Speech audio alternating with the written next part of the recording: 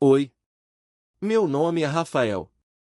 Tenho 24 anos, e até 2 semanas atrás, vivia em São Paulo, naquele ritmo que todo paulistano conhece, buzina, pressa e fila até para respirar. Mas agora tô aqui, em Santa Eulália, uma cidadezinha mineira perto de Tiradentes, tentando me adaptar a outro tempo, mais lento, mais silencioso, mais meu, talvez. A casa que aluguei é simples, com paredes caiadas de branco e um quintal bagunçado que parece ter desistido da jardinagem faz uns bons anos. Hoje cedo, resolvi encarar a tarefa de dar um jeito nisso. Peguei uma mangueira velha que encontrei enrolada atrás do tanque, e comecei a molhar a terra dura, achando que seria só girar o registro e pronto. Mas a pressão da água me deu um susto. A mangueira escapou da minha mão, girando como uma cobra desgovernada, me encharcando inteiro. Foi quando ouvi uma risada abafada. Olhei pro outro lado da rua, e lá estava ela, sentada na varanda, com um café fumegante na mão e um jeito calmo de quem vê o mundo passar sem precisar correr atrás dele. Lúcia. Morava numa casa bem cuidada, dessas que tem plantas na janela e rede na varanda. Devia ter uns 40 e poucos, mas era difícil saber ao certo o tipo de mulher que carrega o tempo com elegância. Tinha os cabelos presos de um jeito despreocupado e usava uma blusa leve, quase da cor do céu daquela manhã. Ela me observava com um sorriso contido, como se já tivesse visto aquela cena antes, ou como se estivesse esperando por ela. Fingi que não reparei, mas claro que reparei. E reparei ainda mais quando, à tarde, percebi que precisava de fita crepe para proteger umas tábuas que ia pintar. Respirei fundo, cruzei a rua e fui bater na porta dela. Toquei a campainha e, em poucos segundos, Lúcia apareceu com um olhar curioso. Oi, desculpa incomodar. Você teria um pouco de fita crepe? É que tô tentando pintar umas coisas.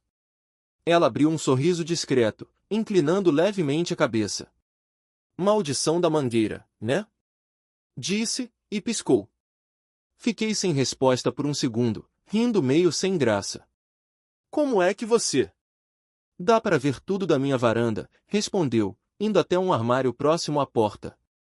Aqui. Mas cuidado, essa fita aí não perdoa erro. Gruda até pensamento. Peguei o rolo que ela me entregou com um aceno de cabeça. Obrigado. Juro que vou devolver amanhã. Se não devolver, tudo bem. Mas promete que vai dar um jeito naquele quintal. Tá triste demais para ser vizinho meu. Ela falou sem arrogância, com uma leveza que desmonta qualquer defesa. Voltei para casa com a fita na mão e um peso diferente no peito. Pela primeira vez desde que cheguei, senti que talvez aquela rua soubesse mais de mim do que eu imaginava. No dia seguinte, antes do almoço, bati na porta da Lúcia para devolver a fita crepe. Ela apareceu com a mesma calma de sempre, como se já soubesse que eu viria. Sobreviveu? Perguntou, cruzando os braços com um leve sorriso. Mal e mal. Mas a fita salvou a pintura. Valeu mesmo. Ela estendeu a mão para pegar o rolo, mas antes que eu pudesse dizer mais alguma coisa, soltou. Já almoçou? Balancei a cabeça. Ela abriu um pouco mais a porta. Acabei de tirar um bolo de fubá do forno. Café já tá pronto. Quer entrar um minuto?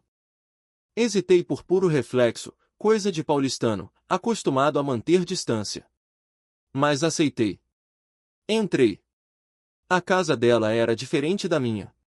A estrutura era parecida, mas o ambiente, ali tinha história. O cheiro de café era acolhedor, e os móveis, apesar de antigos, tinham cara de coisa escolhida com carinho. Havia uma cristaleira com xícaras floridas, quadros de paisagens mineiras, uma toalha de crochê sobre a mesa. Tudo exalava aquele silêncio cheio que só casas de interior conhecem. Sentamos um de frente pro outro na cozinha, e ela cortou 2 fatias do bolo, serviu o café e puxou o assunto como quem folheia um livro com calma. Você trabalha com o quê, Rafael? Design gráfico. Mas agora tô remoto. Vim para cá buscando um pouco de sossego. A cidade grande estava me engolindo. Ela sentiu, olhando pela janela. Santa Eulália tem esse efeito. A gente se recolhe para dentro quando chega aqui. Mais uma hora, o silêncio começa a conversar com a gente. E você? Sempre morou aqui? Ela sorriu com certa ironia. Não. Morei em Belo Horizonte muitos anos. Depois em Juiz de Fora. Mas voltei para cá depois do divórcio. Achei que o silêncio ia doer menos aqui. Eu engoli o gole de café com um nó leve na garganta. A frase ficou no ar, pairando entre a xícara dela e a minha. E doeu? Perguntei, num impulso que talvez não fosse meu. Ela olhou para mim com uma expressão que parecia atravessar anos. Ainda dói, às vezes. Mas aprendi a deixar doer devagar. Ficamos um tempo em silêncio, só ouvindo o barulho da chaleira no fogão. Foi quando nossas mãos se tocaram, sem querer, ao alcançarmos a mesma colher de sobremesa. Nada demais. Um segundo de pele na pele. Mas foi o suficiente para eu notar o breve arrepio que correu pelo braço dela, e também o modo como ela recolheu a mão logo em seguida, como se voltasse para dentro de si. Desculpa, disse ela, meio sem jeito. Imagina, respondi, tentando parecer tranquilo, mas com o coração dando um tropeço. O clima mudou. Não de forma negativa, mas como quando o vento vira a página de um livro sozinho. Falamos sobre música, descobrimos um gosto em comum por Caetano e Elza Soares. Ela comentou que adorava ler antes de dormir, principalmente crônicas. Eu contei que vivia rascunhando textos que nunca mostrava para ninguém. Mostram para mim qualquer dia desses, disse, mexendo na colher, sem me encarar. Só se você prometer ser honesta. Ela riu. Pela primeira vez, um riso mais solto, que escapou da contenção usual. Era bonito ver isso nela. Quando me despedi, já quase fim de tarde, ela me acompanhou até a porta. Do lado de fora, o céu estava começando a dourar, tingindo a rua de tons quentes. Antes de eu cruzar a calçada de volta, ela disse, com a voz baixa. Obrigada por vir. Eu que agradeço pelo café, e pelo bolo. Ela fez que sim com a cabeça, mas os olhos diziam outra coisa. Diziam que ali tinha mais do que café e bolo.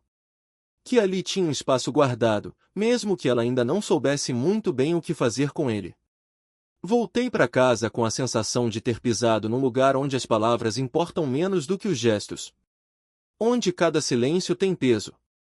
Onde um toque de mãos pode ser mais barulhento do que qualquer declaração.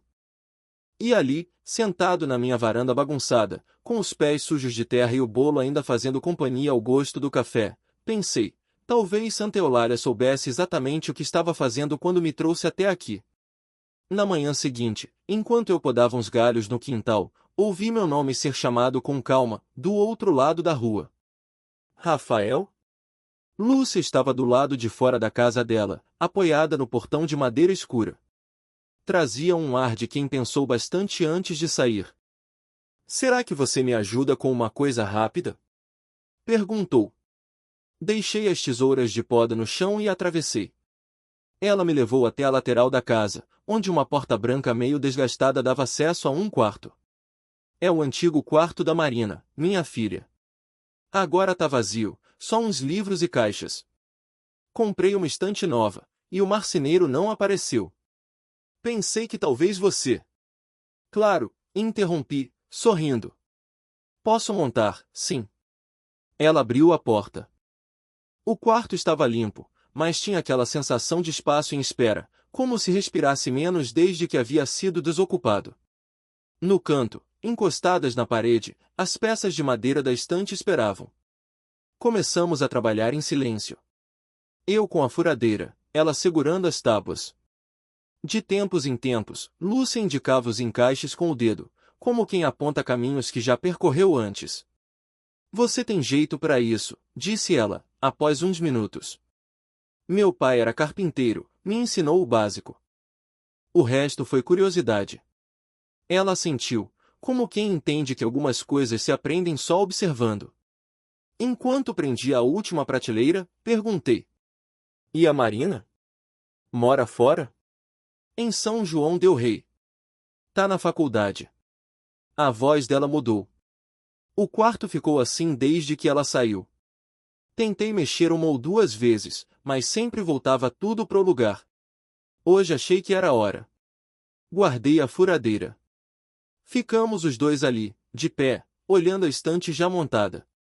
O quarto parecia mais completo. Mas não inteiro. Eu me separei há 3 anos, começou ela, devagar, como quem escolhe cada palavra com cuidado. Um casamento longo, desses que viram mais costume do que presença. Quando acabou, achei que fosse me sentir aliviada, mas o silêncio que ficou depois doeu mais do que qualquer briga. Sentei na beirada da cama.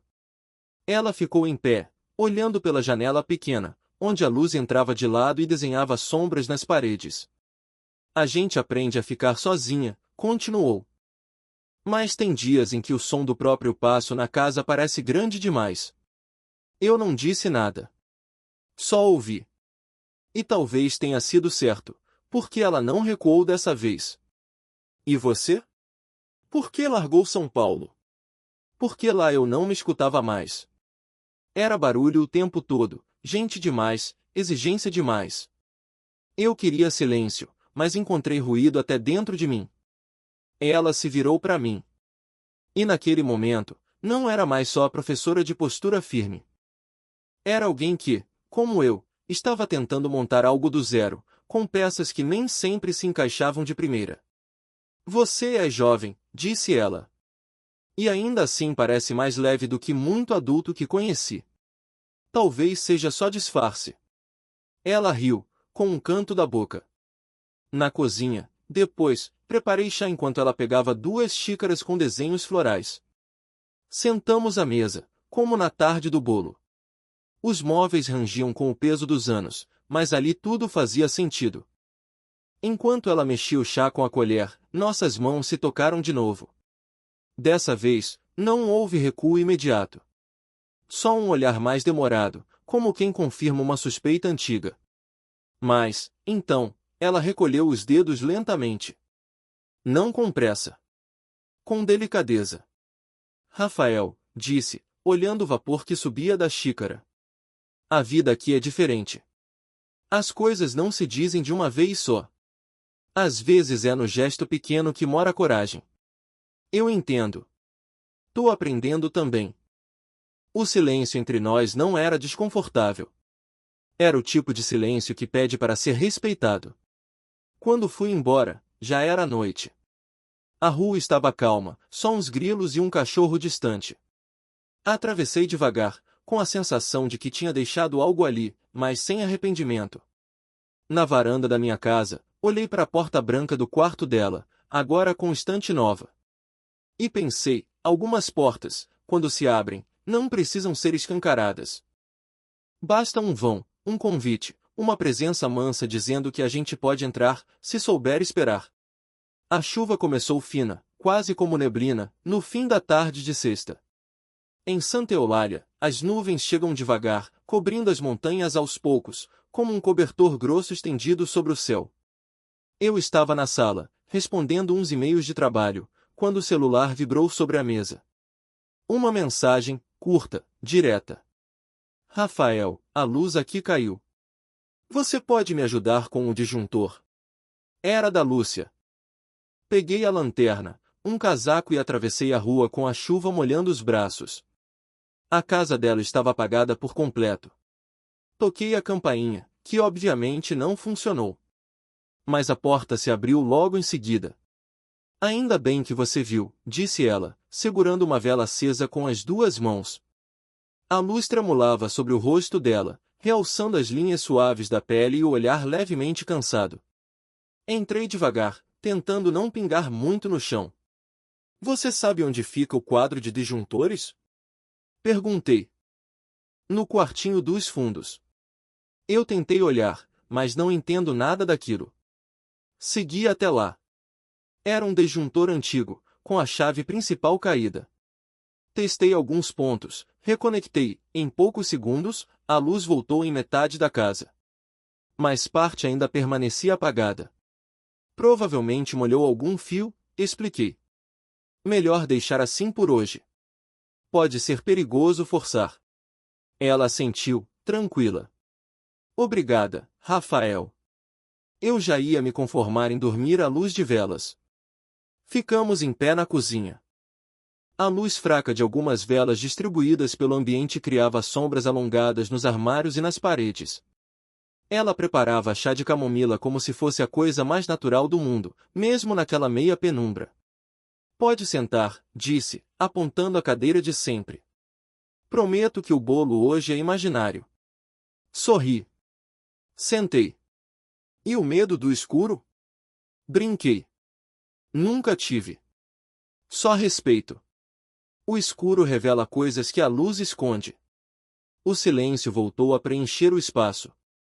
Lúcia mexia o chá na caneca com movimentos lentos, e eu notava os detalhes, o modo como ela apoiava o pé na cadeira ao lado, como prendia o cabelo com um lápis velho, como o cheiro do chá misturava com o da madeira molhada vindo da rua. Você sente falta dela? Perguntei, sem dizer o nome da filha. Ela não respondeu de imediato. Olhou para a janela escura. Sinto. Mas aprendi que a saudade também é uma forma de amor em silêncio. Depois de um tempo, completou. Marina cresceu rápido. Fez questão de sair de casa cedo, de encontrar o próprio ritmo. Acho que, no fundo, ela queria fugir do que a casa representava para mim. E o que representava? Um eco, respondeu, com um meio sorriso. Das coisas que eu não disse, das escolhas que eu adiei. A chuva engrossava lá fora, batendo nas telhas como dedos impacientes. Peguei a caneca que ela me ofereceu e, por um momento, nossas mãos se tocaram de novo. Ela não recuou. Mas também não prolongou. Apenas deixou estar. Às vezes me pergunto se isso tudo aqui é recomeço ou castigo, disse, olhando fixo pro vapor do chá. E se for os dois? Ela finalmente me olhou. Um olhar longo, que não pedia resposta. Só presença. O som da chuva, o aroma da camomila, o calor discreto das velas, tudo conspirava para que aquele momento ficasse guardado. E ficou. Quando me levantei para ir embora, ela caminhou comigo até a porta. A rua ainda estava molhada, o poste mais próximo piscava, como se também estivesse hesitando. Antes que eu cruzasse a soleira, Lúcia falou, num tom quase inaudível. Obrigada por ter vindo. Sempre que precisar, respondi. Eu não falei só da luz, completou, sem me olhar diretamente. Não respondi. Apenas assenti com a cabeça e atravessei a rua devagar. A chuva já era quase garoa. Naquela noite, não dormi rápido. Fiquei deitado na rede, ouvindo os sons da cidade pequena, um cachorro ao longe, um carro isolado passando devagar, o gotejar de água no beiral. E, no meio disso tudo, o peso leve daquela frase final. Porque às vezes, o que não se diz, é o que mais fica. Nos dias seguintes, o silêncio ganhou o nome, Lúcia. Nenhuma mensagem. Nenhuma ida à varanda. Nenhum chá improvisado ou pedido de ajuda. A casa do outro lado da rua, que antes parecia viva mesmo em silêncio, agora parecia desligada. Como se tivesse entrado em repouso. No primeiro dia, achei que era coincidência. No segundo, comecei a estranhar. No terceiro, senti falta. Não era uma ausência barulhenta. Não havia tensão, nem indiferença. Era só um vazio. Um espaço que costumava ser preenchido por pequenos gestos, um sorriso discreto, um comentário atravessado da varanda, o tilintar de xícaras na cozinha. E agora, nada. Respeitei. Não insisti, não toquei a campainha. Mas me mantive por perto. Deixei um saquinho com pão de queijo fresco na porta dela numa manhã de sábado, sem bilhete, sem assinatura. Só o gesto. Voltei às minhas tarefas, limpar o quintal, aparar a grama, pintar uma das janelas descascadas. Coisas simples, que antes pareciam obrigações, agora se tornavam formas de ocupar o tempo que sobrou. Passei a caminhar pelas ruas de Santa Eulália no fim da tarde, ouvindo o som das próprias passadas nas calçadas de pedra. Às vezes, cruzava com vizinhos que acenavam com a cabeça, como quem já me reconhece, mesmo sem saber meu nome. Às vezes, passava em frente à pracinha da igreja, onde crianças jogavam bola entre bancos antigos e senhores jogavam conversa fora. Nessas caminhadas, pensava nela. Na maneira como ela segurava a xícara com as duas mãos, como se precisasse do calor. No quarto da filha com a estante recém-montada. Na frase que disse na porta, depois do apagão, não falei só da luz. Eu sabia que ela precisava de espaço. Mas o espaço entre nós agora era espesso. Denso. Carregado de tudo que ficou por dizer. Certa tarde, sentei na rede com um livro que não consegui ler.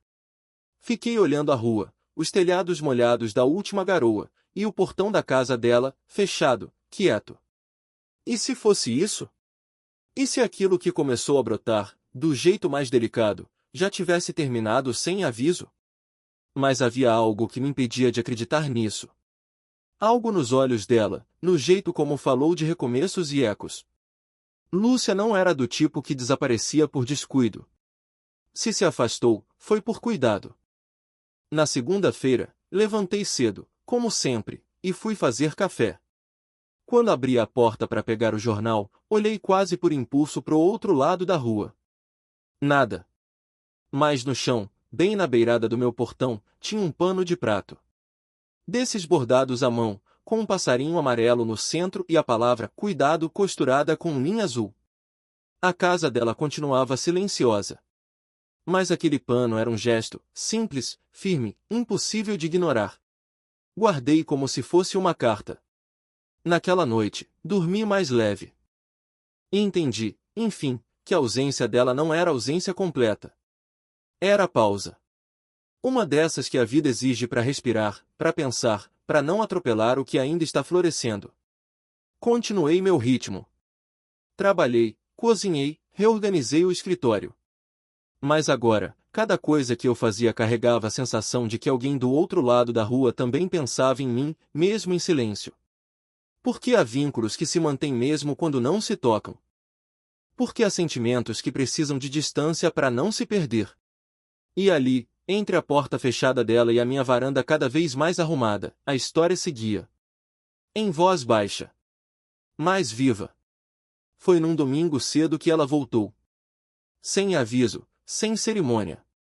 Só o som do portão rangendo e a presença dela ali, parada na minha porta, segurando uma caixa de papelão desgastada nos braços. Bom dia, Rafael, disse, como se os dias em silêncio tivessem sido só um intervalo natural. Ela vestia uma blusa de tricô clara, cabelos presos num coque leve, e aquele olhar que parecia sempre chegar antes da fala. Bom dia, Lúcia, respondi, abrindo o portão. Trouxe umas coisas antigas, achei que você poderia usar. A caixa era cheia de utensílios de cozinha, ralador, formas, colheres de pau, potes com tampas coloridas. Nada combinava entre si. Mas tudo parecia ter história. E esse pano aqui? Perguntei, puxando o pano de prato bordado com um passarinho amarelo. Foi minha mãe quem bordou. Ela dizia que pano bom era aquele que carregava lembrança. Ele apareceu aqui na minha porta outro dia. Eu sei, disse, e desviou o olhar. Achei que você entenderia. Ficamos alguns segundos parados, os dois segurando a caixa, como se ela fosse mais pesada do que aparentava. Convidei Lúcia para entrar. Pela primeira vez, ela aceitou. Minha casa ainda estava um pouco bagunçada, uma caneca esquecida no braço do sofá, um livro virado ao lado da rede. Mas ela não pareceu se importar. Sentou à mesa da cozinha com um suspiro curto, como quem finalmente permite que o corpo descanse. Você sumiu, comentei, servindo o café. Ela mexeu o líquido devagar, antes de responder. Tive medo, Rafael. De quê? Da conexão. Da velocidade com que ela chegou. Do jeito que você me vê sem pressa, mas me enxerga por inteiro. A frase me pegou desprevenido. Não era declaração, nem confissão. Era verdade crua, dita sem disfarce. Eu nunca quis te cobrar nada, falei. Nem pressa, nem resposta. Só queria continuar existindo aqui, do jeito que for possível para você. Ela me olhou de novo. Um olhar diferente. Não mais defensivo, nem distante. Era um olhar de quem escolhe ficar. Você me lembra o meu irmão mais velho. Ele faleceu há alguns anos. Tinha esse jeito calmo, de escutar com o corpo inteiro. Quando você me ajuda, quando senta para tomar chá sem precisar dizer nada, parece que ele voltou, de algum jeito. Fiquei quieto. Era difícil dizer qualquer coisa depois disso. Eu me afastei porque essa memória me doeu, completou. Mas agora percebo que ela também me trouxe paz. Ela estendeu a mão sobre a mesa. Diferente de antes, não hesitou. Tocou minha mão com firmeza, como quem decide não mais recuar. Eu não tenho muito para oferecer, Rafael. Tenho uma rotina silenciosa, dias introspectivos, e às vezes, um mundo interno difícil de traduzir. Então me deixa só, ficar perto. Te ouvir. Te acompanhar. A gente descobre junto o resto. Ela apertou minha mão. Sem pressa. Sem promessa. Mas com presença. O sol atravessava a janela, iluminando a poeira que dançava no ar. A caixa de utensílios ficou ali, aberta no chão, como um símbolo simples de algo entregue, não pelo objeto, mas pelo gesto. Fizemos um café fresco. Conversamos sobre coisas pequenas, o preço da feira, o cheiro de chuva, um livro antigo de crônicas que ela prometeu me emprestar. Não havia mais tensão no ar, nem aquele cuidado em medir palavras. Só uma tranquilidade de quem começa a costurar o cotidiano com companhia. Quando ela se despediu, ficou na porta por uns segundos, como se a despedida fosse só um modo de marcar o próximo encontro. E naquele dia, enfim, soube, entre nós, não havia mais tentativa. Havia entrega. Ainda tímida, ainda em construção, mas real. Depois daquele domingo, as coisas não mudaram de repente. Mas começaram a se encaixar. A presença dela passou a fazer parte da minha rotina com naturalidade, como o cheiro do café pela manhã ou o barulho da chuva nas telhas de madrugada. Às vezes ela aparecia com um prato coberto por pano de prato, dizendo que tinha feito só para não sobrar demais. Outras, era eu quem batia a porta com um pedaço de pão de queijo ainda quente ou um pote de doce de leite artesanal da feirinha do centro. Começamos a almoçar juntos aos domingos. Nada muito elaborado, arroz fresquinho, legumes salteados, alguma carne assada no forno velho que ela dizia conhecer melhor do que a palma da mão. Era a simplicidade do alimento, mas com gosto de cuidado. Às vezes, depois do almoço, saíamos a pé pelas ruas de pedra de Santa Eulália, em silêncio.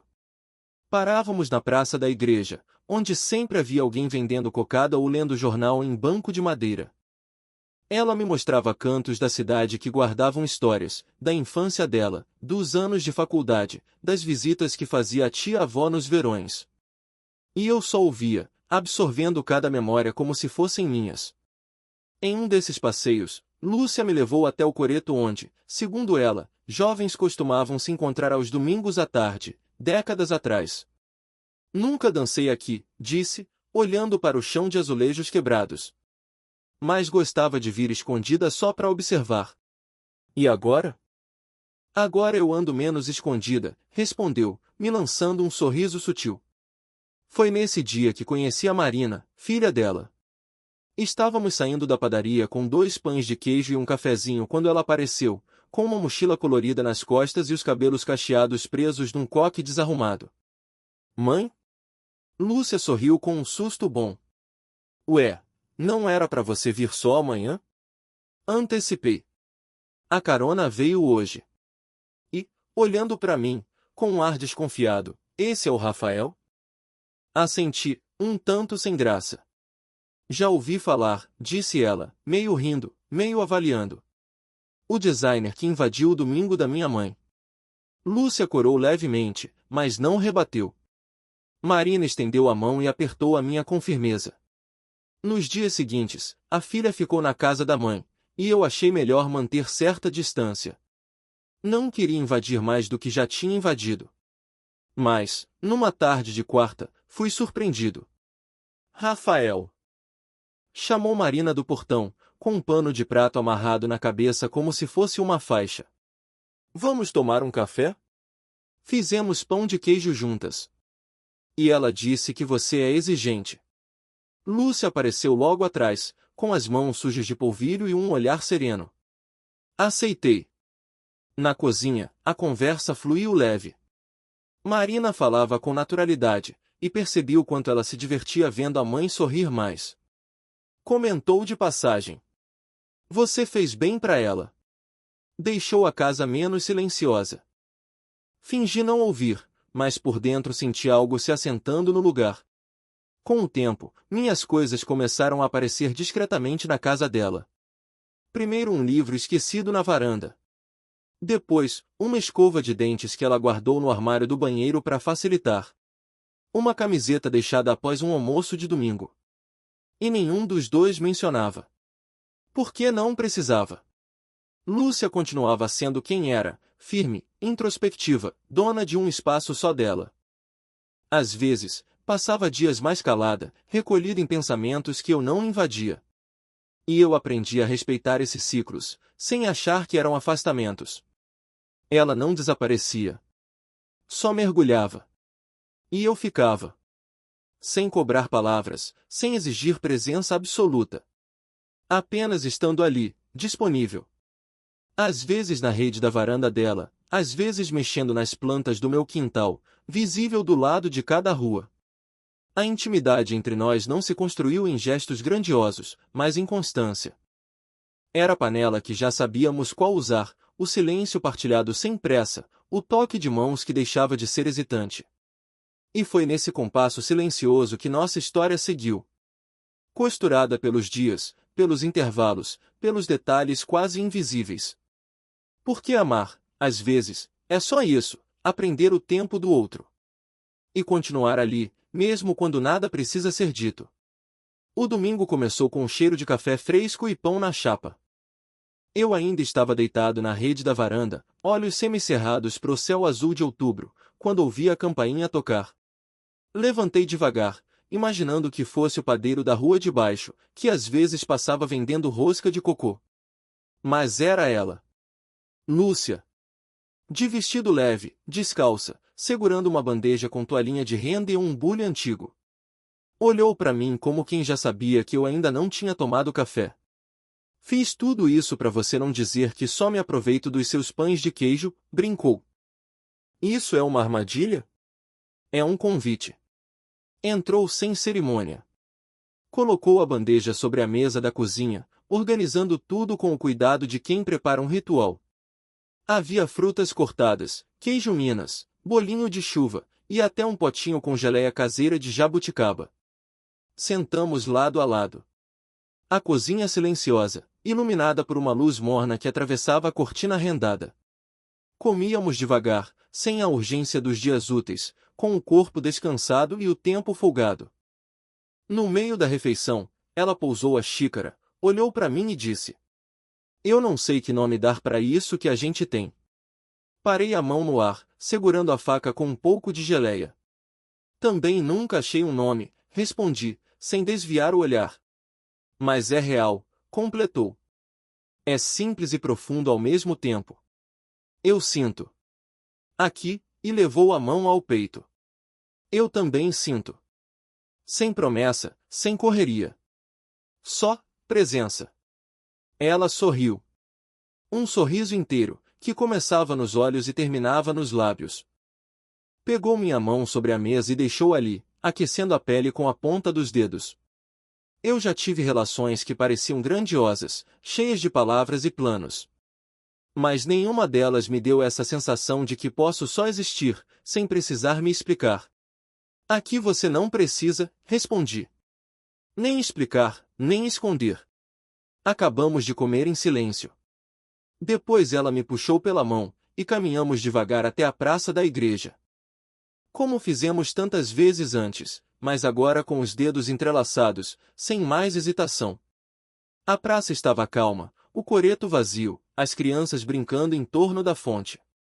Sentamos num banco de madeira sob a sombra de uma árvore grande. A brisa soprava leve, carregando o cheiro das flores do canteiro. Ficamos ali, apenas olhando. Gente passando, um cachorro se espreguiçando ao sol, um sino distante marcando a hora. E nenhum de nós falou mais nada. Porque a gente não precisava. Já estava tudo dito, no café da manhã compartilhado, no silêncio confortável, no modo como ela encostava a cabeça no meu ombro com confiança. Não éramos casal de vitrine, não postávamos declarações, não falávamos de futuro com pontos de exclamação.